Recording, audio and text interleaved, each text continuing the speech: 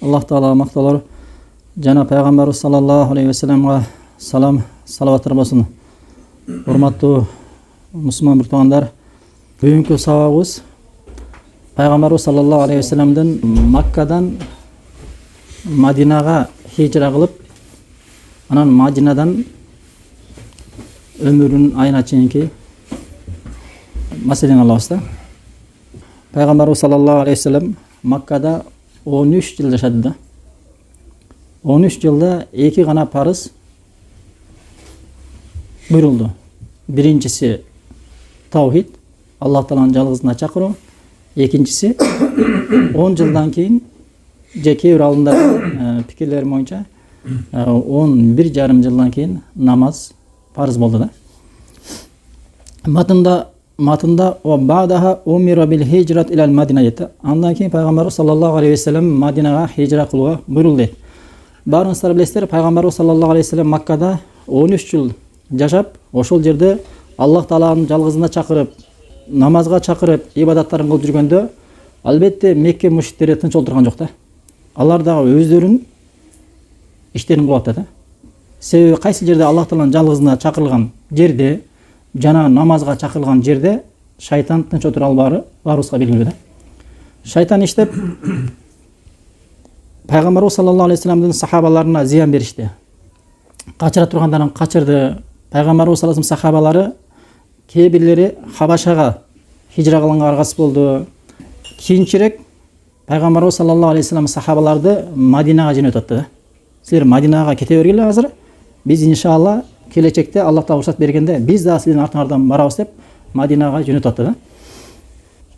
Мушриктер пайгамбарыбыз саллаллаху алейхи ва саллам сахабалары жайдан азастан Мадинага кетип атканын көргөндөн кийин жиналып сүйлөштү да. Бул Мухаммад өзүнүн жолдошторун Мадинага жөнөтүп атат. Оога келгенде ал да булардын артынан кетет дейт да. Ошол жака кетип кала электе биз бул Мухаммадты өлтүрүп жетишип калайлы. Болбосо эртең качып кетсе, биз артынан бара албайлыбыз дейт. Себеби ал Мадинада ислам күчөп, бизге эртең кол жумшап күрөшүүгө чыгышы мүмкүн булар. Ошондуктан азыр өлтүрүп калайлы деп сүйлөшөт да. Ошентип бир үйгө жиналып Меккеде ушул турган маселе болот. Ошондо Абу Жахил мындай пикирди таштайт да. Бул Мухаммадты жок кылуунун бир жолу Меккедеги ар бир урудан 10 баланы чыгарайлы. Жаш, аябай күчтүү жигиттен чыгарайлы дагы, колдоруна бир мыкты курч жаштык кылычтан берели. Ар бир бар Мухаммадты бирден эле урса, Мухаммад өлтүрөт дейт да.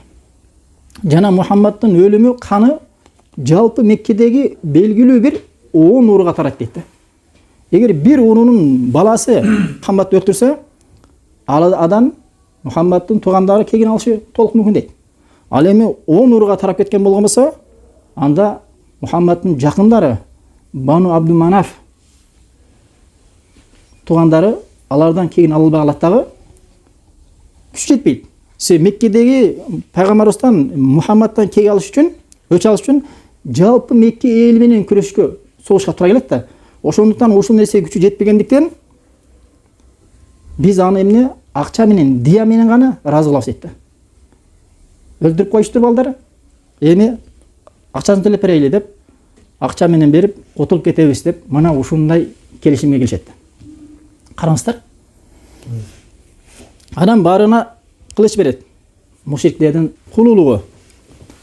Бирок канчалык кулулукту кылбасын, албетте бардыгын Аллах Таала көрүп турат да. Пайгамбарыбыз саллаллаху алейхи ва салламга вахий келип, мына алар эмне кылып аткандыгынан Аллах Таала кабар берет да. Пайгамбарыбыз саллаллаху алейхи ва саллам Абу Бакирдин үйүнө келип, Абу Бакир ага чейин өзү Мадинага кеткен сахабалардын артынан кетейин деп аткан болчу да. Өзү үй бүлөсү менен. Пайгамбарыбыз саллаллаху алейхи ва саллам үйүнө келип, Абу Бакир, сен кетпей тургун, Аллах Таала мага хижра кылууга уруксат берди, мен дагы жакында кетем дегенде, чоо кетебизби дегенде Пайгамбарыбыз ооба чоо кетебиз дейт да. Абу Бакир эки төөнү даярдап коет. Пайгамбарыбыз саллаллаху алейхи ва саллам кечинде хижра кыла турган түнү кечинде өзүнүн ордуна Алини жаткырат дагы, ага чейин Алиге өзүнүн алдындагы аманаттарын баарын тапшырат да. Себеби пайгамбарыбыз саллаллаху алейхи ва саллям Меккеде аябай аманатчыл адам болгондуктан, чынчыл адам болгондуктан көп адамдар өзүнүн мал мүлкүн, акчасын, алтынын, күмүшүн ага берип сен сактап тур деп аманаттарды тапшыра турган болгон да. Пайгамбарыбыз саллаллаху алейхи ва саллям мени Мекке эли кубатат деп алардын эмне аманаттарын алып кетип калган жок дейт аларчы. Пайгамбарыбыз ошол Мекке эли чыгарып атса дагы, ал иман келтирген адамдардын аманаты болобу, иман келтирбеген адамдардын аманаты болобу, бардыгын алиге тапшырып, буну буга бересиң, буну тиге бересиң деп тапшырып туруп, анан өзүнүн ордуна алып жаткырат дагы кечинде Абу Бакир көчүп кетет. Мушриктер келет, баягы 10 адам. Кээ бир тарыхчылар айтат, алар келип пайгамбарыбыз саллаллаху алейхи ва салламдын үйүн курчап калат дейт да. Пайгамбарыбыз өзүнүн ордуна Алини жаткызып, анан чыкканда баяла курчап турган болот дейт. Ошондо пайгамбарыбыз саллаллаху алейхи ва саллям Ясин сүрөсүнүн 9-аят окуп туруп, жүздөрүнө топурактан чачып чыгып кетет дейт да. Мына ошентип пайгамбарыбыз саллаллаху алейхи ва саллям чыгып кетет Меккеден. Алар келип өлтүрөйүн дегенде ордунан пайгамбарыбыз эмес Алини табат да. Кара Мухаммад дегенде пайгамбарыбыз саллаллаху алейхи ва саллямды Али мен билбейм дейт да. Анан булар издешет. Пайгамбарыбыз саллаллаху алейхи ва саллям Меккеден чыгып Мадинаны көздөй бет албастан эмне кылат?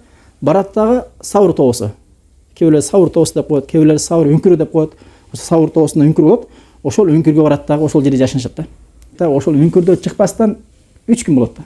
Абу Бакирдин Абдулла деген баласы бар эле, ошол түндө барат дагы күндүз Меккеде кыдырып, Меккеде кандай жаңылыктар болуп атат, эмне болуп атат, кандай сөздөр болуп атат, ошону угат дагы кечинде барып өзүнүн атасы менен пайгамбарыбыз саллаллаху алейхи ва салламга эмне болуп атканын кабар жеткирет да.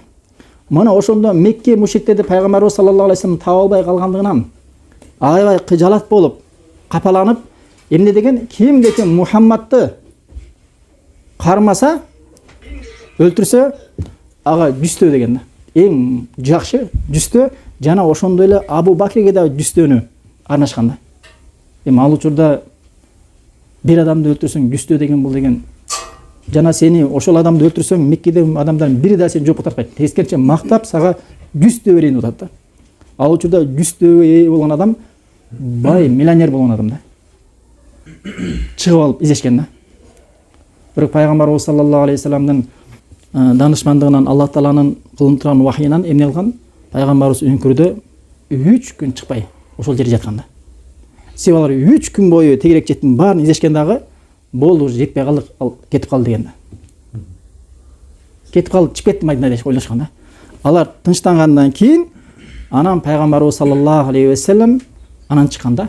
Бирок кээ бир тарыхчылар айтат, ошо пайгамбарыбыз саллаллаху алейхи ва саллям үңкүрдө болгон кезде үңкүргө келишкен дейт да. Саур үңкүрүнө келгенде кээ бир хадистерде үңкүрдүн оозуна жүргөмүч өзүнүн уясын салып койгон дейт да. Эми бул хадисне Ибн Касир, Ибн Хаджар Асқалани Хасан деп дешет, Шалбани буну даиф деген да.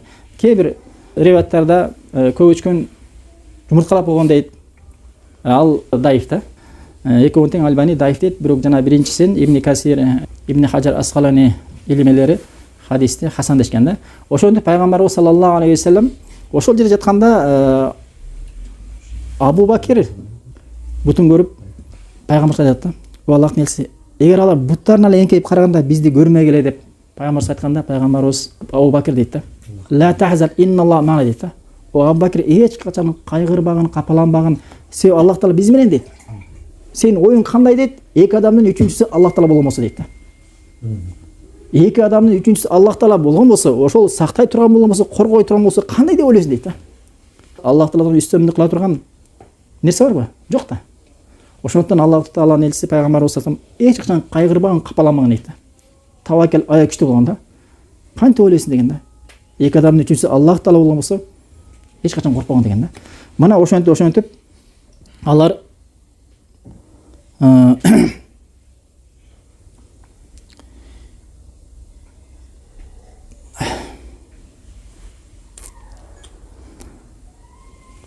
ошол мушриктердин жаман оюнан, жаман оюн ишке ашыруудан кутулат дагы Аллах тааланын жардамы менен Мадинага келет да. Мадинага келгенде ага чейин билесиздер, Мадина эли күндө пайгамбарыбыз саллаллаху алейхи ва саллям келет деп, аялдай, балдары балдай, эркектери эркектей бардыгы жолго чыгып, Мухаммад келет деп баарды көтөшүп келсе бир кутуп алайлы Аллах Тааланын элчисин деп ага чейин аларга кабар жеткен да.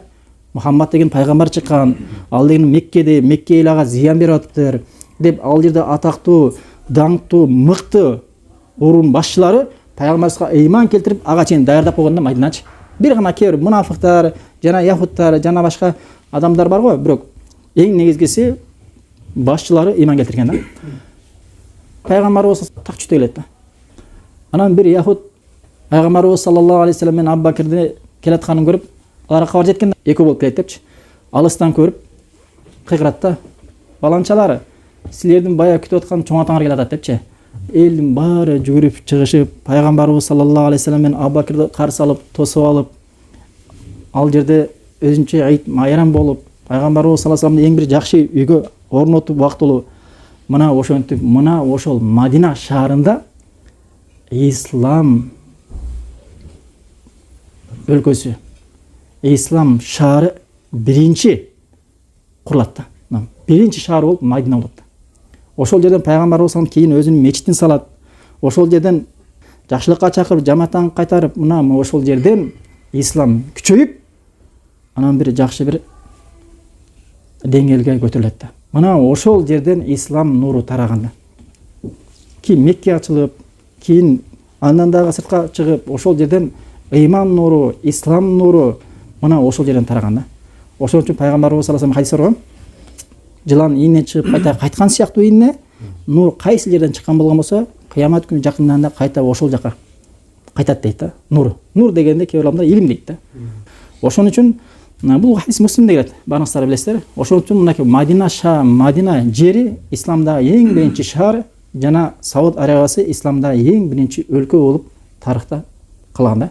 Мана ошон үчүн Мадина эли пайгамбарыбыз саллаллаху алейхи вассаламдын оң жагынан, сол жагынан колдоп, коргоп, кубаттап, мына жер бетине ислам динин таратышка мына ошол жердеги ансарлар чоң салым кошкон да. Жада калса мухажирлер келгенде пайгамбарыбыз саллаллаху алейхи вассалам аларды бири-бирин бир туган калган да. Диндеш бир туган калганда кээ бирлери эмне эки үй болгон болсо бир үйүн берген да. Жада калса кээ бирлер менин эки жубайым бар, каалаганын тандагын, мен аны бошотом, ошо үйлөн дегендер да болгон. Караңыздар. Ушул нерсеге даяр болгон да. Эгер өзүнүн үйүн, өзүнүн жубайын бошотконго чейин даяр болгон болсо, башкасын эмне деп ойлойсуздар? Бүткүл өмүрүн арнаган да.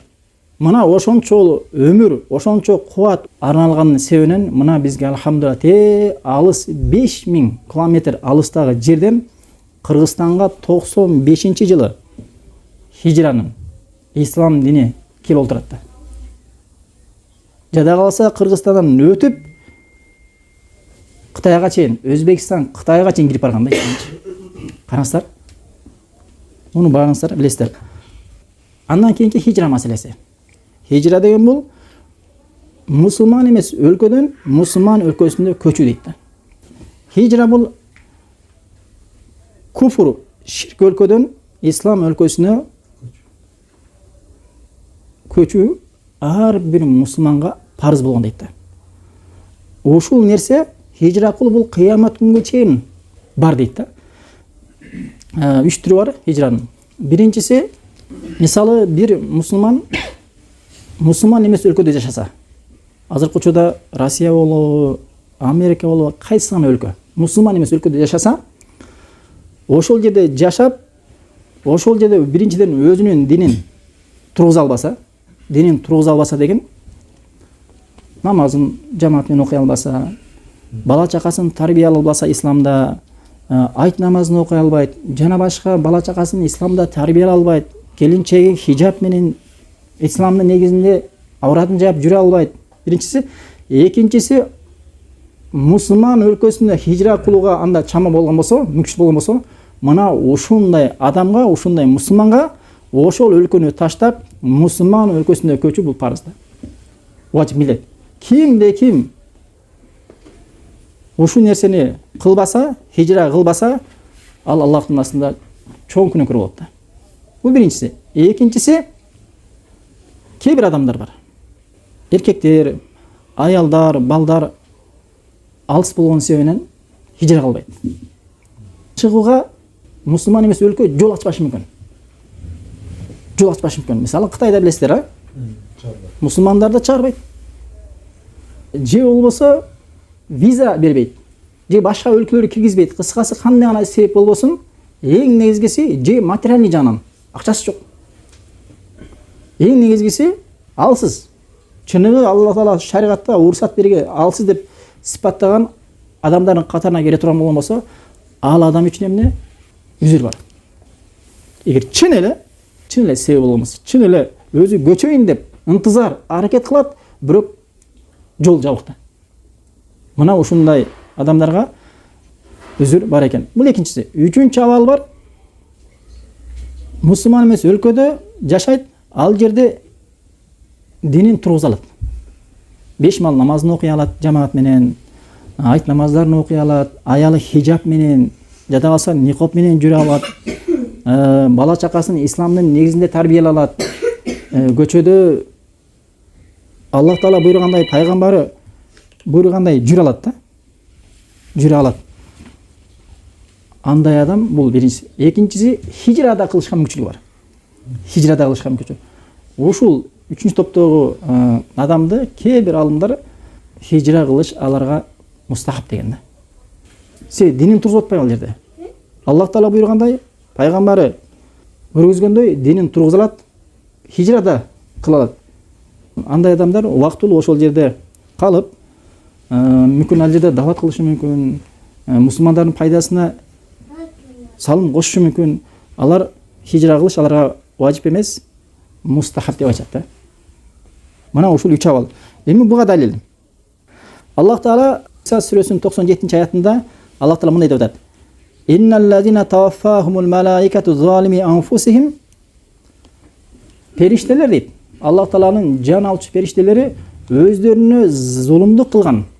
Тактап айтканда хижра кылууга мүмкүнчүлүгү боло тура, мусулман эмес өлкөдө өзүнүн динин тургуза албай жана хижра кылууга мүмкүнчүлүгү боло тура хижра кыла албаган адамдардын жанын алып атканда мындай деп айтат дейт: "Калу фима кунтум" Силер кандай абалда болдуңар эле?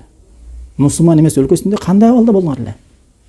Аллах Таала ибадат кылуу десе, алар мындай деп айтат дейт: "Калу кунна мустадафина фил арди" Биз жер бетинде алсыздардан болгонбуз дейт. Мүмкүнчүлүгүбүз болгон эмес дейт. "Кала алам такун ардулла васиатан фатухажиру фиха" Кайта периштелер: Аллах Тааланын жери кенен эмес беле? Ошол кенен жерде Аллах Таала ибадат кылыш үчүн жер кезбейт белеңер? Издебейт белеңер? Жол издебейт белеңер?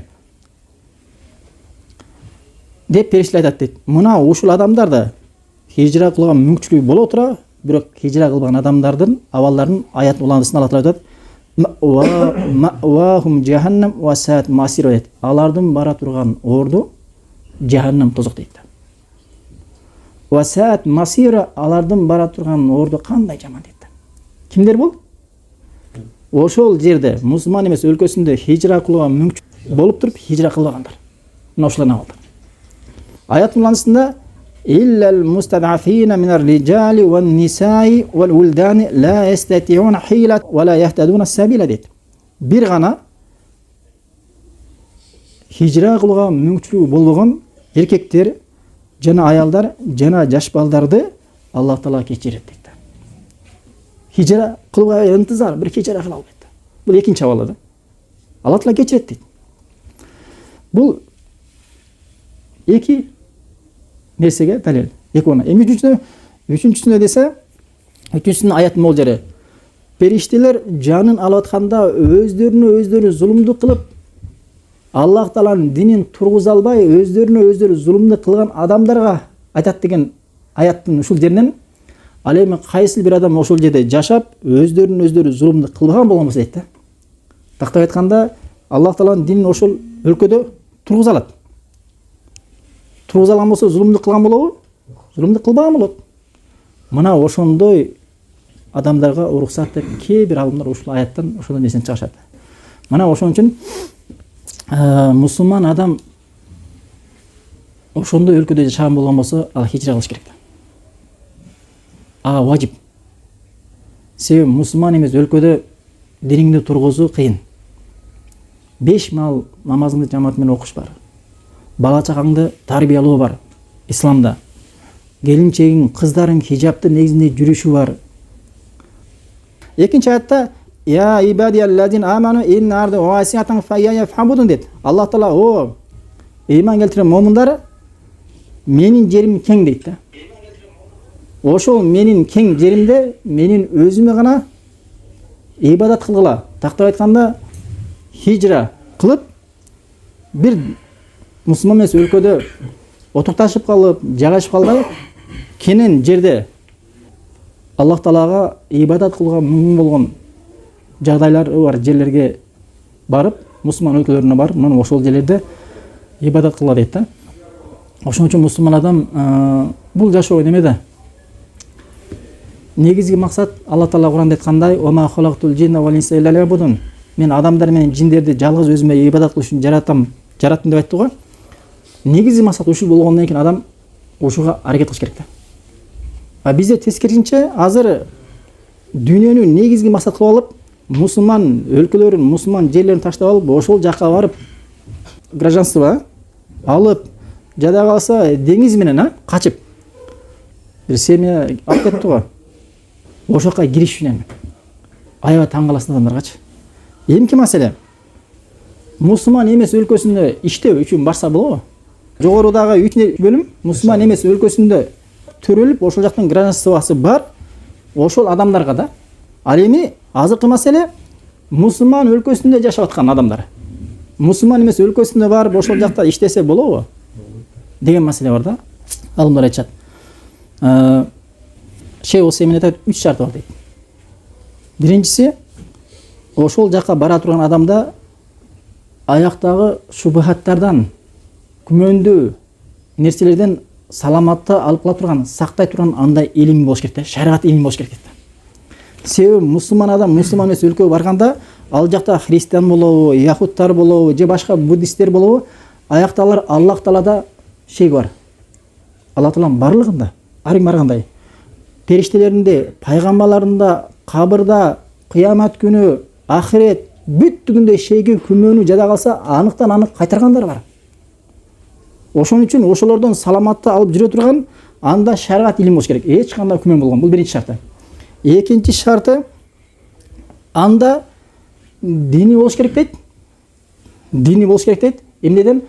Шахваттан коргой турган, сактай турган дейт. Сен аякка барганда, сен мусулман өлкөсүндө аялдар авраттары жабык, көп жерде арак тыйылган, тамеки тыйылган бир күнөө кылышка шарттар болушу мүмкүн. Мисалы Сауд Арабиясында ушундай. Бирок мусулман эмес өлкөсүндө барсаң, ал жакта баары ачык да. Сауд Арабиясында Аллах Таалага ибадат кылууда шарттын баары түзүлгөн болгон болсо, мусулман эмес өлкөсүндө күнөө кылыш үчүн, куфур кылыш үчүн, ширк кылыш үчүн бар шарттар түзүлгөн да. Бардык шарттар түзүлгөн. Зина кылам десең, атайын оюн жайлары бар. Музыкага, зинага, аракка, шарапка, кумарга, жана башка күнөө кылган шарттар бар түзүлгөн да. Ошол нерселерден сени күнөөгө түшүп калбаш үчүн ошондон сактай турган сенде дин болуш керек да. Аллах Таалан болгон коркууң болуш керек, такыбачылыгың болуш керек дейт. Бул экинчи шарт. Үчүнчүсү, сен ошол мусулман эмес өлкөгө барганга сенде муктачтык болуш керек дейт. Муктачтык. Кээ бир адамдар айтышат, мисалы, сен ооруп калдың, же жакын ооруп калды, ошону дарылаганга, операция кылганга сен өлкөңдө эч кандай мүмкүнчүлүк жок. Ошону бир гана ошол жакта гана дарылоо, операция кылуу мүмкүн болгон болсо, бул муктачтык, же өзүң же болсо жакыныңды сенин башка эч жок болгон болсо, алып барсаң, уруксат дейт. Бул биринчи. Экинчиси, сен бир тоолип илимсиң, адамдарды дават кыла аласың. Сенде машалла Аллах Таала чечендик берген, адеп, акылак берген, адамдарга дават кылганда адамдар таасир этет, машалла, илим бар сенде, эң негизгиси. Ошол жакка барып дават кылсаң, бул өзүнчө бир чоң жихад да. Үчүнчүсү, консул. Ошолор дагы ошол жерге барып убактылуу турса болот. Жана ошондой эле бир адам 5 күнгө, 10 күнгө, 15 күнгө товарын алып барып сатып келсе, же болбосо ал жакка барып товар алып келсе, боло берет. 1 күн болобу, 5 күн болобу, 10 күн болобу. Бирок товар алгандан кийин же саткандан кийин кайта келет да. Андан кийинкиси окуу үчүн. Мисалы бир медицина бар, ошол тармакты окуйн десе өзүнүн өлкөсүндө же башка мусулман өлкөлөрүндө окуй албайт. Бир гана ошол мусулман эмес өлкөсүндө окуш шарт болгон болсо, башка жол жок болгон болсо, ошол жерге барат дагы ошол илимди белгилүү бир убакыт алат дагы кайтат. Мына ушундай нерселерге шариат уруксат берет экен да. А бизде андай эмес да. Бизде моундай нерсени уксаңыз кээ бирлер кыжалат болушу мүмкүн. Субханалла, бул эмне депчи? Бул урматтуу туугандар, дин. Жогоруда аятты уктуңуздар. Ал жакта мүмкүнчүлүгү болуп хижра кылбаса, алардын бара турган жери эмне? Тозок дейт.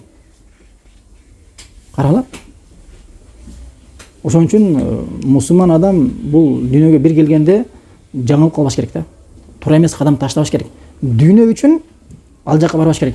Себеби Шейх Усеймин айтат, могу христиандардын баягы адамдарды динге чакырган ислам динин душмандарын бири мындай деп айткан да. Силер мусулмандарды исламдан христианствого чакырбай эле койгула. Антип чакыруу бул өтө кыйын бул. Болгон силер аларга күмөн салла декен да. Күмөн салла. Аллах Таалага да, пайгамбарында, ахирет күнүндө, периштелерине жана башка усулдарында, негиздеринде аларга күмөн салла, ошонун өзү жеткиликтүү деген экен. Эң негизги максатыңар силер аларды адаштыруу болду. Күмөн салып койгула. Себеби исламда бир мусулман кайсы бир нерсесинде күмөндөсө, алар исламдан чыгат деп билишкен да. Жада калса биз исламды кармаган мусулмандар билбеген нерсени алар окуп алган да. Алар атайын исламды изилдеп, окушуп, кантип мусулманды адаштырыш үчүн, кантип исламдан чыгарыш үчүн алар убакыт бөлүп, акча бөлүп, атайын адамдар жөнөтөт да. Ошон үчүн урматтуу туугандар, бул ислам Аллах Тааланын сизге берген чоң белек да. Чоң немат. Ошол нематты болбогон бир дүйнө табам деп, үй салам деп, канча деген Шейх Усеймин айтат, Саудиянын өзүнөн жада калса көп деген адамдар ошол Европага, Америкага кетип атканда сакалчан, аябай жакшы абалда кеткен болгон болсо, кайтып аткан учурун көрсөң ыйлайсың дейт да. Эгер арабтар, араб деген бул периште эмес го. Араб менен биздин айырмабыз бир гана улуттун да болсо, айырмасы жок. Бирок эми бул мен айтып аткан маселем Меккеде, Мединада илим элеринин арасында жүргөн адам да. Дин аябай терең тараган мамлекетте жашаган адам да. Диндин баягы өлкөсүндө жашаган адам. Ошол адам ошол Америкага барып, кайтып атканда аялы никоп менен чыккан болгонсо, кайтып атканда кайта шым менен кайтышы мүмкүн да. Күйөөсүндө сакал жок. Мел ал. Кийимдеринде мели сакалы важип таштаптыр. Жада калса алымдар айтат, дининде намазын таштап, ислам тууралуу, ислам өзү ахирет барбы, жокпу деген маселеде күмөн менен айткандар бар экен. Элестетип көргүлө. Бул эмне деген маселе бул? Сакалы жок айткан болгон болсо эчтеке эмес. Албетте күнөөкөр болот, бирок имандан, исламдан чыкпайт. Бирок деген күмөн деп айткан болгон болсо, мен тиякты көрүп келдим. Өнүккөн өлкөдө жүрдүм мен. Ушунчалык бизден 50 жыл, жада калса 100 жыл ашып кеттир алар. Ошондой өлкөдө жашадым деп келет алар. Бирок урматтуу туугандар, өнүгүү эки түрлүү да. Иман жанан өнүгүү бар, жана дүйнө жанан өнүгүү бар. Албетте мусулман эмес өлкөлөр, Европа, Америкалар чындыгында дүйнө жактан, өзгөчө азыркы учурда Европадан дагы Кытай, Япониялар аябай өнүп кетти. Техникада аябай өнүп кетти. Албетте буларга биз жете албайбыз. Мүмкүн жетсек жетип чыгарбыз, келечекте билбейм. Мүмкүн жетип чыгарбыз. Бирок азыркы учурда биз билген булар өнүп кетти. Булардын астында Европа болчу, Америка болчу. Бирок өнүгүү кайсы тармакта? Булар өнүгүү эмне? Дүйнө жагында. Бирок дин жагында эмес, урматтуу туугандар. Динде деген эме бар? Динде деген иман бар, ишеним бар, адамдын кулдук мүнөзүнөн, илиминен өнүгүү, кулдук мүнөзүнөн өнүгүү, жакшы солих амалдар жасоодо, таквачылыкта өнүгүү, ислам маданиятында өнүгүү, Аллаху акбар, көп маселелер бар да. Куран, сунна талап кылган нерседе аларда өнүгүү жок. Бирок дүйнө маселесинде өнүгүү бар. Бирок адамдар ажырата албайт да. Өнүгүү десе, мынакей бийгүлөрдү көрсө, жылаңач аялдарды, кыздарды көрсө, мына өнүгүү деп ойлойт да. Ошондуктан караңыздар, бизде 40 жыл мурун, 50 жыл мурун биз көрүп калдык, апаларыбыз гамаш дегенде сиңбейт эле. Узун көйнөк менен жүрөт эле. Аталарыбыз чапан киет эле. Азыркы апаларды көрсөң уяласың эми. Эми жанагы ким ага жарашат деп айтып койгон таң каласың да. Эми уяласың, жанынан өтүп бараткан уяласың да. Же күзгү жок бул алам деп ойлойсуң да, мындачы. Адам ушундай бузулду да. Ушундай бузулду. Бизде өнүгүү десе өнүгүүнү исламдан эмес, өнүгүүнү башка тармактан алат. Албетте, мүмкүн биздин кемчилигибиз да бар. Чыныгы исламды туура көргөзө албай атабыз. Чыныгы адеп акылакты, чыныгы исламдын жүзүн албетте биз деген бир үлгү ала турган адам эмеспиз да. Чыныгы үлгү эмнеде? Куран менен сунна жанагы жеткирген пайгамбарыбыз саллаллаху алейхи вассаламда. Биз да инсанбыз. Биз да ошол үлгүлүү адамдын артынан Куран менен сүннөттү кармап үлгү алайын деп бир жүрөбүз. Ошон үчүн чыныгы үлгүнү силер адамдардан издебегиле. Чыныгы үлгү бул пайгамбарыбыз саллаллаху алейхи вассалам жана Куран менен суннада. Ал эми кайсы бир адамдан сен үлгү алам деп үлгү издей турган болсоң, ал адам адашып кетсе, туура эмес жолго түшүп кеткен болгон болсо, анда сен абалың оор болушу мүмкүн да. Ошон үчүн үлгү эмне деген? Үлгү Куранда, суннада жанагы жеткирген пайгамбарыбыз саллаллаху алейхи вассаламда. Ошо урматтуу туугандар, аякта сенин акыйдаңа залакат жетип атат. Ишенимиңе, сенин адеп акылаңа. Орустарды билесиң го? Орустар сүйлөшкөндө, алар сүйлөшкөндө биздин бияктагы сөгүнгөндөр биякта эле калат да. Алардын чечингендерин көрсөң, кыргыз кыздардын чечингендери жамылып жүргөндөй көрүнүшү мүмкүн сагачы. Кыскасы, ар тараптан сага зыян берет да. Сенин адеп акылагың бүттүгү жайдан бузулуп баштайт да. Жайда калса сен ал жерде бала чакаңды тарбиялабайсың. Сен бала чакаңды өзүң үйдө тарбиялайсың, мектепке бересиң. Же мектепке барышта алар эмне кылат? Илзам алат, мажбурлайт. Балаңды мектепке бер. Жок, бербейм, үйдө тарбиялайм десең, анда өлкөдөн чыгып кет дейт. Же балаңды тартып алып коюш, ал жерде саясат бар, билесиңерби? Сен балаңды ал жердеги программа окуш керек. Кудай жок деген. Анан сенин 10 жылдан кийин балаң мен ата намаз окуйм деп сени өнүкпөгөн адамдардын катарына кошкон болгон болсо, тарынбай эле кой да. Ошон үчүн этият болуш керек урматтуугандар. Муавиядан келген хадисте пайгамбарыбыз саллаллаху алейхи вассалам айтат: "Ла танқатул хижрату хатта танқати таубату ва ла танқату таубату хатта татлуа шамсу мин мариба" дейт. Пайгамбар айтат: Аллахтын астында тоба кабыл кылуу токтомайынча хижрат токтобойт дейт. Тоба токтобойт дейт, күн батыштан чыкмайынча дейт. Бул деген эмне деген сөз? Бул деген мусулман эмес өлкөлөрдөн хижра кылуу, бул кыямат күнгө чейин, күн батыштан чыкканга чейин токтобойт. Ал эми бир хадис бар. Мисалы пайгамбарыбыз саллаллаху алейхи вассалам Макка ачылгандан кийин ла хижрата бадал фатха. Мекке ачылгандан кийин хижра жок деп айткан хадиси бар да. Бул Бухариде келет. Ушудан кээ бир адамдар ойлоп калбаш керек. Мекке ачылган жылдан баштап бул хижра кылуу токтогон экен деп ойлоп калбаш керек. Себеби Мекке ачылганга чейин Меккедегилер Мадинага хижра кылышка буйрулган да. Качан Мекке ачылгандан кийин Мекке эмне болуп калды? Мусулман өлкөсү болуп калды да. Мусулман өлкөсү болгондон кийин ал жердеги мусулмандар ачылганга чейин хижра кылыш важип болчу. Ачылгандан кийин бул ошол жерде калат дагы. Ошон үчүн пайгамбарыбыз саллаллаху алейхи вассалам Мекке ачылгандан кийин хижра жок деген да. Бул Меккеге тиешелүү, өзүнө эле. Ал эми жалпы хижра кылуу мусулман эмес өлкөсүнөн мусулман өлкөлөрүнө хижра кылуу бул кыямат күнгө чейин улана берет. Андан кийин да хижранын түрлөрү бар. Бир мусулман бир өлкөдө жашап, албетте мусулман өлкөсү ал жерде бидаттар аябай көп болгондугунан, бидат элер аябай көп болгондугунан сүннөттү тургуза албайт да, сүннөттүн негизинде ибадат кыла албагандыгынан кыйналып аткан болгон болсо, мына ушул адам дагы башка өлкөгө хижра кылса болот дейт да. Өзүнүн өлкөсү мусулман өлкө. Хижраны мусулман өлкө бирок эмне? Сүннөттү тилте албайт. Сүннөттүн негизинде жакшы ибадат кыла албайт. Ушул адам дагы башка бир мусулман өлкөсүндө ахлу сунна же сүннөт кеңири таралган, сүннөттү тургуза ала турган өлкөгө хижра кылса болот экен. Же болсо айылда кыштак жашайт, ошол айылдын, кыштактын же өлкөнүн ээлери аябай көп күнөө алышат. Алкаш же болсо жерде зина кеңири тараган, же урулук, адам өлтүрүү, ошол нерселерден кутулбайт ал качан? Ошол жерден хижра кылмайынча. Ошондой болгон болсо, ал жерден да хижра кылыш кээде важип, кээде сүннөт болуп калат да. Мисалы сен бир айылда жашайсың. Ошол айылда сенин досторуң бар. Бүгүн намаз окусаң, кой Аллахка намаз окуйм деп мечитке барсаң, досуң келип эле баягы Аскат келип эле моюн кармап эле, койчем таза эле молдок болуп кетесиң да. Жүрдү эле сени сүйрүп алып барып эле. Тек алып барып, бияк алып барып эле сени ичирип коет да. Кой деп айта албайсың. Досуң, 10 жыл окугансың бирге. Бизде ушул нерсе бар, Башка жакта билбейм, бирок бизде ушул нерсе анык бар да. Бүгүн такыя кет, намаз окуйт, мечке барса, дос кармап эле бергел деп. Же болбосо алар шайтандар жиналып кеталар, 5-6 болуп. Ону намаз окуп кетиптир, субханалла. Кече эле биз менен жүрбөдү беле?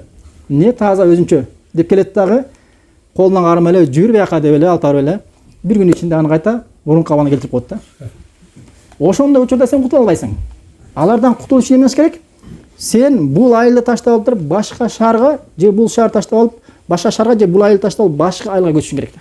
Сага важип болуп калды. Сүннөт эмес сага. Себеби сен диниңди тургуза албай атасың.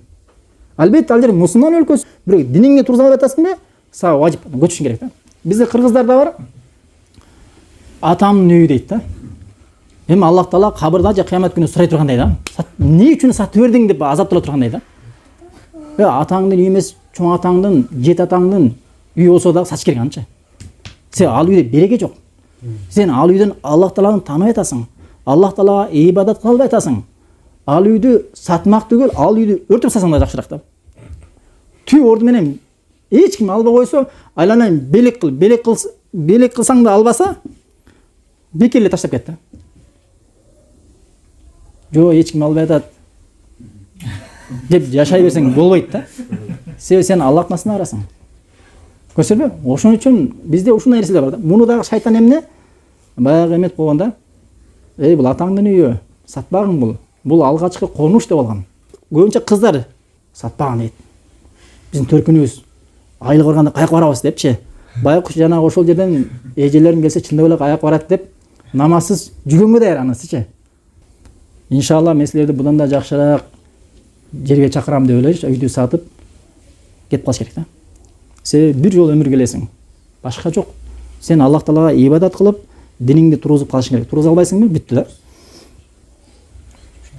Андан кийинки качан пайгамбарыбыз саллаллаху алейхи вассалам Мадинага келип, Мадинада орношкондон кийин, турукташкандан кийин ошол жерде кийинки ибадаттар түшө баштады дейт да. Маккадан Мадинага келгенде 2-чи жылы зекет менен орозо парыз болгон. 2-чи жылы. Зекет. Орозо. Андан кийин хижранын Мадинага келгенден кийин 9-чу жылы анан ажылык парыз болгон да. Мына ошентип исламдын 5 рукуну, устуну мына Мединада толтурулган да. 9-чу жылы. Жана ошондой эле андан башка азан айтуу. Жана башка көп деген ибадаттар мына ушул Мадинада парыз болду дейт. Андан кийинки 3-чү маселе матында Утуфия салаватуллаху ва саламу алейхи дейт. Пайгамбарыбыз саллаллаху алейхи вассалам андан кийин каза болду дейт. Пайгамбарыбыз саллаллаху алейхи вассалам 13 жылын Меккеде, андан кийин 10 жыл Мадинада өткөрдү. Андан кийин пайгамбарыбыз саллаллаху алейхи вассалам дүйнөдөн өттү. Эми дүйнөдөн өткөн күнү туурасында маселе ала турган болгон болсок, алымдар дейт, пайгамбарыбыз саллаллаху алейхи вассалам Мадинага келгенде Мадина кандай нурланган болгон болсо, пайгамбарыбыз саллаллаху алейхи вассалам дүйнөдөн өткөндө сахабалар аябай бир жаман абалда болушканда. Пайгамбарыбыз саллаллаху алейхи вассалам өмүрүнүн аягында ооруп калат да. Эми билесиздер, пайгамбарыбыз саллаллаху алейхи вассалам 11 жубай болгон. Ооруп калганда бул жубайында бир күн, анан тиги жубайында бир күн, ар бир жубайдын үйүнө барганда пайгамбарыбыз саллаллаху алейхи вассалам, мен бүгүн кимдин үйүндөмүн деп сурап турганда. Десе, сен баланчанын үйүндөсүң. Кайта кийинкисине барганда, мен бүгүн кимдин үйүндөмүн? Баланчанын үйүндөсүң деп айтып турганда, анан пайгамбарыбыз саллаллаху алейхи вассаламдын оорусу катуулаганда, Айшанын үйүндө, Айшанын астында ошол ооруп аткан күндөрүн өткөрүштү калган экен. Бирок баягы жубайлардын акысы болгондуктан ошол акысын пайгамбарыбыз саллаллаху алейхи вассалам өлүмүнүн астында ооруп аткан абалында да берген экен. Бул деген эмнеге далат кылат? Экинчи аялың болобу, үчүнчү аялың болобу, алардын акысын сен ооруп атсаң да беришиң керек экен. Анан Маймуна энебесинин үйүнө кезеги келип, ошонун үйүндө болгон учурда пайгамбарыбыз саллаллаху алейхи вассалам аябай оорусу катуу күчөйүп, анан пайгамбар суранат да. Маймуна энебиз радияллаху анха пайгамбарыбыз саллаллаху алейхи вассалам уруксат берип, пайгамбарыбызды эки жагынан эки сахаба көтөрүп өзү баса албайт да. Пайгамбарыбыз саллаллаху алейхи Айша энебиз үйүнө алып келет. Пайгамбарыбыз саллаллаху алейхи вассалам хижранын Мадинага көчүп келгенде, хижранын 11-жылы бир топ тарыхчылардын, тарыхчы алымдардын пикири боюнча Рабил Авал айынын 12-си күнү Яумул Иснайн, дүшөм күнү. Күн духан учурунда, күн али күн көтөрүп калган, зухурга жакын, зухурдун алдында Пайгамбарыбыз саллаллаху алейхи вассалам бул дүйнө менен Айша энебиздин астында көкүрөгүндө дүйнө менен коштошот. Саллаллаху алейхи вассалам. Пайгамбарыбыз саллаллаху алейхи вассалам каза болгондо мусулмандар үчүн аябай чоң мусибат болгондо. Себеби өзүңдүн атаңан же өзүңдүн апаңан ажыраганда кандай катуу кайгырасың. Ал күн, алтын сен үчүн өмүрүңдөгү эң оор күндөрдөн болот. А бирок жалпы Пайгамбарыбыз саллаллаху алейхи вассаламды биз тааныбаган үчүн ага болгон махабатыбыз кээ бирлерде төмөн болушу мүмкүн. Бирок чыныгы момундун жүрөгүндө энесинен же атасынан ажырагандан көрө Пайгамбарыбыз саллаллаху алейхи вассаламдан ажыраган бул оор болуш керек. Мына Пайгамбарыбыз саллаллаху ажыраган күнү мусулмандар үчүн аябай оор жоготу болгондо, кыйын болгондо. Омар ибн Хаттаб келип адамдарды жыйнап, "Аллахи Аллах Тааланын аты менен касам ичемин, Пайгамбарыбыз саллаллаху алейхи вассалам өлгөн жок" деп касам четти. Өлгөн жок дейт. Бирок Пайгамбарыбыз саллаллаху алейхи вассалам каза болуп калган. Абу Бакир болсо, Айша энебиздин атасы Абу Бакир Алия деген жерде жүргөн да, үчтери менен. Ал келет, Пайгамбарыбыздын үйүнө келсе, Пайгамбарыбыздын эшигин алдында адамдардын жүздөрү аябай башкача да. Түшүп эле Пайгамбарыбыз саллаллаху алейхи вассалам үйүнө кирип, Пайгамбарыбыздын жүзүн ачат. Пайгамбарыбыз каза болуп калган, үстүн жаап койгонда, бетин жаап койгонда, бетин ачат дагы Пайгамбарыбыз саллаллаху алейхи вассаламдын кээ бир аяттарда чекесинен, кээ бир аяттарда эки көзүнүн ортосунан өт дагы. Сен тирүүлүгүңдө кандай көркөм болгон болсоң, өлгөндөн кийин да ошондой көркөм болдуң деп айтат. Айша энебиз айтат, Пайгамбарыбыз саллаллаху алейхи вассалам каза болгондо ушундай жыпар жет, ал жыпар жетти мен буга чейин эч жерде эмне, буга чейин эч кандай бир жыттай элем дейт. Өмүрүмдө жыттай элек бир жыпар жет Пайгамбарыбыз саллаллаху каза болгондон кийин чыкты дейт. Абу Бакир эшикке чыкса, Омар ибн Хаттаб Пайгамбарыбыз өлгөн жок деп айтып атканын көрүп, "Ала рислека, о Омар, шашпаган" дейт. Адамдардын шашпаган, токтоп турган деп туруп, анан Абу Бакир эмне сүйлөйт да. Абу Бакир эмне дейт ошондой? Ооба, Пайгамбарыбыз саллаллаху алейхи вассалам дүйнөдөн өттү дейт. "Мен кана ябуду Мухаммадан фа иннаху кад мат" дейт. Кимде ким Мухаммадка сыйынган болгон болсо, чындыгында каза болду, дүйнөдөн өттү дейт. "Оман ябудуллаха фа иннаху хайн ла ямут" дейт. Ал эми кимде ким Аллах Тааланын жалгыз өзүнө сыйынган болгон болсо, ал эч качан өлбөйт, ал дайыма тирүү дейт. Караңыз. Ушул сөз айтат. Ушул сөз айтат. Анан адамдардын бардыгы ага чейин Омар ибн Хаттаб Пайгамбарыбыз өлгөн жок дегенде кээ бир адамдар күмөн болуп калган да. Өлдүбү же өлгөн жокпу деп шектенип калышкан да. Бирок Абу Бакир чыгып туруп Пайгамбарыбыз өлдү деп туруп аягында иннака майютун ва иннахум майютун деген аятты окуйт да. Сен Аллах Таала Куранда сен өлөсүң, жана алар да өлөт деген аятты окуйт да. Ошону билгенден кийин Пайгамбарыбыздын анык дүние өткөндөн билгенден бүттүгү эмне алабыз? Анан Пайгамбарыбыз саллаллаху алейхи вассаламды кайсы күндө каза болуп атат? Дүйшөмбү күнү каза болуп атат. Пайгамбарыбыз саллаллаху алейхи вассаламды Али, Аббас, Фадл ибн Аббас, Касам ибн Аббас, Шикрон, Осама ибн Зейд, мына ушул сахабалар Пайгамбарыбыз саллаллаху алейхи вассаламды жуат да. Пайгамбарыбыз жууганда кийимин чечпей эле жуат. Анан Пайгамбарыбыз саллаллаху алейхи вассалам кайсы жерге коебуз деген маселе болот да. Кайсы жерге коебуз дегенде Абу Бакир радиаллаху анху мен Пайгамбарыбыз саллаллаху алейхи вассаламдан укканмын. Пайгамбарыбыз саллаллаху алейхи вассалам пайгамбарлар кайсы жерде өлгөн болсо, ошол жерде койлойт деп айткан болчу. Деп анан кийин Пайгамбарыбыз саллаллаху алейхи вассалам каза болгон Айша энебиздин үйүнө каза болдубу? Ошол жерге койлот деп чечет да. 3-күндөн караган түнү пайгамбарыбыз салам койлот да. Мына ошентип пайгамбарыбыз саллаллаху алейхи ва саллям 63 жашында. Башка тарыхчылар айтат, Абу Бакир дагы, Омар дагы 63 жашында каза болушкан дейт. Пайгамбарыбыз саллаллаху алейхи ва саллям дүйшөмбү күнү Ямул Иснайн 63 жашында бул дүйнө менен кошошот да. Пайгамбарыбыз саллаллаху алейхи ва салламдын кыскача эмеси. Андан кийинкиси матында келет.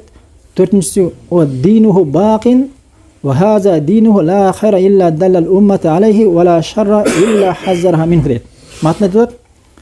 Пайгамбарыбыз саллаллаху алейхи ва саллям өзү өткөнү менен бирок Аллах таала жеткир деп милдет болгон динди жеткирди дейт. Пайгамбарыбыз саллаллаху алейхи ва саллям кандай гана жакшылыкты билбесин, ошол жакшылыкты өзүнүн үммөтүнө көргөздү, үйрөттү. Жана кандай гана жаман нерсени билбесин, аны да адамдарга жеткирип үйрөттү дейт. Жакшылыктардын арасында эң маңыздуусу бул таухид дейт. Ва жамиу ма юхиббухуллаху ярдаху. Жана ошондой эле Аллах сүйгөн, жакшы көргөн бардык жакшы амалдар дейт. Пайгамбарыбыз саллаллаху алейхи ва саллям эсеткен эң жаман нерсе дейт, бул ширк. Жана ошондой эле Аллах таала жек көргөн, жаман көргөн бүткүл жаман нерселер дейт. Көрсөбү? Мына ошентип пайгамбарыбыз өткөндөн кийин, бирок пайгамбарыбыз саллаллаху алейхи ва саллям динди калтырды. Өмүрүндө пайгамбарыбыз кандай гана жакшылыкты билбесин, ошол жакшылыкты адамдарга үйрөтүп кетти.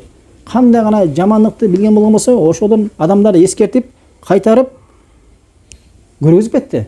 Бул нерсе жаман нерсе, тозок калып барат, азап калып барат деп аны эскертип кетти. Андан кийин матында баасахулла ила нас кафатан дейт да. Пайгамбарыбыз саллаллаху алейхи ва салламды Аллах таала бүткүл адамдарга жиберди дейт да. Се Аллах таала Куранда Араф сүрөсүнүн 158-аятында "Кул я айюхан нас инни расулуллахи илайкум жамиан". О Мухаммад, сен адамдарга кайрылып айтканың. Мени Аллах таала жалпы бардык адамдарга жиберди деп айткан дейт да. Ошон үчүн пайгамбарыбыз саллаллаху алейхи ва саллям бир эле арабтарга эмес, бүткүл жер бетиндеги ошол учурда адамдарга жана ошо менен кошо кыямат күнгө чейин келе турган адамдардын баарына жиберилген да. Башка хадисте пайгамбарыбыз Жабир ибн Абдуллахтын хадисинде "Бугисте ила кулли ахмар ва асвад" дейт да. Жада калса кандай гана өңдө болбосун баарына жиберилди дейт да. Бир эле адамдарга эмес, жада калса эмне? Сакалайна, жиндерге да жиберилген да. Ошон үчүн урматтуу туугандар, пайгамбарыбыз саллаллаху алейхи ва саллям баарыбызга жиберилген экен. Ошон үчүн бөлбөш керек. Бизде бар го, бул Мухаммад, бул эмне арабтарга түшкөн, арабтардын пайгамбары, же сен сакал койсоң, кыздарыбыз же карындаштарыбыз хижаб кийсе, никоп кийсе, булар арабташып кетти депчи. Эми алар ушинтип сүйлөсө болот экен да. Бирок алар кийимдерин, улуттук кыргыздын кийимдерин чечип, башка бир мусулман эмес өлкөлөрдүн чыгарган кийимдер эмес эми. Кийимдер го, ал ким чыгарса да кие бересиң. Бирок башка улуттардын негизги кийимдери болгон кийимдерин кийип алып авраттарын ачып жүрөт. Бирок аларды биз европалашып кетти, минтип кетти, тигинип кетти деп жемейлеп элебиз го туурабы? Эч качан мусулман, кыргыз арабташып кетпейт. Мына биз деле ошол Мадинада окуп келдик. Аллах таала жазган нерсени окуп келдик. Бирок биз алхамдулилlah башыбызда калпак, бутубузда кээде мас кийип калабыз. Алхамдулилlah эч кандай бир арабташып кеткен жерибиз жок. Болгон эмне? Өзүбүздүн Аллах таала буйруган исламды үйрөнүп келдик. Намазды кантип окушту, зекетти кантип беришти, орозону кантип кармоону, ажылыкты кантип кылып, мына ушуну үйрөнүп келдик да. Эч качан кыргыз арабташып кетпейт. Эми араб тилин билсе эле арабташып кетти деп айткан туура эмес. Се канча деген бизде азыркы учурда элдер Корея тилин үйрөнүп атат, англис тилин үйрөнүп атат, жана башка тилдерди үйрөнүп атат, эч ким айтпай эле го туурабы? Себеби мусулмандын тескеринче көп тилди билгени бул жакшыраак да. Бул жакшыраак. Андан кийинкиси акмалаллаху бихид-дина дейт да. Матында Аллах таала пайгамбарыбыз саллаллаху алейхи ва саллям менен ислам динин толуктады дейт да. Аллах таала пайгамбарыбыз саллаллаху алейхи ва саллям ислам динин толуктады урматтуулар. Аллах таала аятта Майда сүрөсүнүн 3-аятында мындай деп атат: "Ал-яума акмалту лакум динакум ва атмамту алейкум ни'мати" дейт да. бүгін біз сілерге динибизди толық қылып берді дейді. Ва атмамту алейкум дейді. Нематы, жана нематымды толықтадым. Ва радиту лакум ислама дина. Жана ошол берген, түшүргөн исламдан разы болдум дейді Аллах Таалачы. Ошон үчүн урматтуу туугандар, ислам дини толук. Эч кандай айып жок. Эч кандай кемчилик жок. Мисалы кейбир туугандар бар.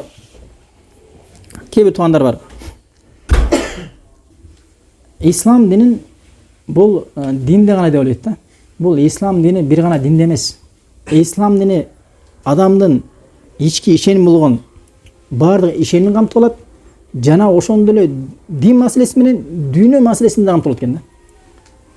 Сен ишенимде, дин маселесинде эмнеге муктаж болгон болсоң, ошонун бардыгын камтып алат. Жана дүйнө маселесинде сен эмнеге муктаж болгон болсоң, дүйнө маселесинде, эмнеге муктаж болгон болсоң, аны да камтып алат экен да. Сен дүйнө маселесинде кандай гана маселе болбосоң, жоон исламдан табасың да. Сенден өмүрүңдө кандай гана проблема, арабча мушкила деп коет. Арабча мушкила. Ошол кандай гана сенде проблема, оор, сыноо кандай гана нерсе болбосун, ошонун чечимин сен исламдан жоон табасың да. Кээ айтат, ислам бул бир гана Аллах Таалага сыйынуу менен чектелген дагы башка көптөгөн нерсени камтыган эмес дейт. Аллаху акбар. Бул сенин түшүнүгүң да. Сенин төмөн көз карашың, исламга болгон сенин сага жеткен маалымат ушундай. Бирок чыныгы исламга карай турган болгон болсо, ислам урматтуу туугандар, ал-иктисад экономиканы кантип өнүктүргөн экен ислам да бар нерсе. Исламды мыкты билген адам, ал мыкты саясатчы болот да. Чыныгы саясатчы ким болгон? Омар ибн Хаттаб болгон. Осман болгон. Али болгон. Андай өлкөнү башкарган бир да саясатчы жок азыр. Канча деген араб өлкөлөрүн башкарган урматтуу туугандар. Омар ибн Хаттаб кечинде мамлекеттин иштерин жазып атканда Шам менен бир адам келип киргенде сурайт: "Сен эмне иштер боюнча келдиң?" дейт. Жеке мен өзүм иштерим менен дегенде баягы Шамды өчүртүп кайта башка Шамды жагат да. Эмнеге сен андай кылдыңыз дегенде, сен мен жеке иштерим менен деп айтпадыңбы? Бул Шам мамлекеттин байтул малынан келген, акчадан келген Шам дейт. Бул менин жеке өзүм Шам дейт. Өзүмдүн ишим болгондо ошол Шамды жандырамын, ал эми мамлекеттин иши боюнча келгенде муну жандырам деген да. Мына. Бул ислам дини соода жагынан, соода туурасында канча жүздөгөн миңдеген хадистер келген. Кайсы соода болот, кайсы нерсе арам, кулук мүнөз жагынан, тазалык жагынан, балдарды тарбиялоо, үй бүлөгө мамиле кылуу, 3-4 жубайга адилеттүүлүк кылуу, кайсы гана тармакты ачпагын исламда ошол нерседе жүздөгөн аят менен миңдеген хадистер табасыңар да. Миңдеген хадистер табасыңар. Аллаху акбар. Ошон үчүн урматтуу туугандар, алымдар айтат, сен динди бияка коелу дейт. Динди бияка коелу. Дүйнөдө кандай гана проблема кабылба, ошол проблеманы жоон исламга кайтарсаң, исламдан аят же хадис табасың дейт. Же сахабалардын өмүр баярын асар табасың дейт. Имам Махмад 1 миллион хадис жаттаган риwayаттар менен.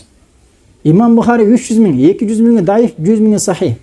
Муслим, Абу Дауд, Тирмизи, Ибн Мажа, Аллаху акбар. Сен кайсысын окуп койдуң? 200 хадис окуп алып, машалла, ислам ушул турбайбы деген болойт да бул эми. Сен ушундай бир хадис жинактарын баарын окуп кой. Анан кийин ошол көз караш менен карасаң кичине жарашат да. Бирок сен азыр арабча билбейсиң. Кыргызча өзү которулган хадистердин көпчүлүгү даиф. Кээ бир китептерде, албетте кээ бир Сахих Бухари, Муслимдер эле болсо, башка которулган кээ бир китептер арасында көптөгөн даифтер бар, жумуктар бар арасында. Ошол окуп аласың дагы Аллаху акбар мынакей деп жүрүшүң мүмкүн да. Ошон үчүн урматтуу туугандар, исламды өзүңдүн көз карашыңда эмес, сен исламды чыныгы Куран менен Суннаттын көз карашында караганга аракет кылышың керек экен. Ислам бардык тармагын камтып алган. Баракаллаху фикум.